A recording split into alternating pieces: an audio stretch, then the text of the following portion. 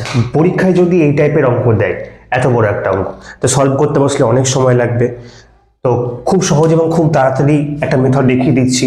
তো এই এত বড় করার আগে একটা ছোট করে একটা এক্সাম্পল দিয়ে দিচ্ছি। ধরো থাকে 1/2 প্লাস 1/4 ইকুয়ালস টু, এটা আমরা কি করব, 2 আর 4 এর এলসিএম 4, আর এটা হচ্ছে 2 মানে 2 প্লাস 1, তাহলে কথা হচ্ছে 3/4।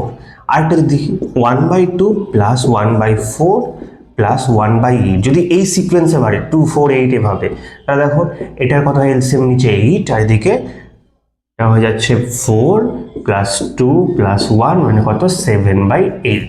তাহলে এখানে দেখো কি হচ্ছে, 4 নিচে দেখো 4 যেটা লাস্ট সব থেকে বড় লাস্টে আছে সেটা নিচে চলে যাচ্ছে, এবং ওর থেকে 1 মাইনাস করলে 4 মাইনাস 1 করলে 3। একইভাবে দেখো এখানে সব থেকে ছোট কত 8 বসে পড়েছে, আর 8 মাইনাস 1 করলে 7। তো নিশ্চয়ই এখানে বুঝতে পারছো কিভাবে হবে। তাহলে এটা দেখো, তাহলে এখানে সব থেকে বড় কি আছে 512, তাহলে নিচে 512 বসে গেল, আর ওর থেকে 1 মাইনাস করলে হয়ে যাচ্ছে 511, হয়ে গেল অ্যান্সার।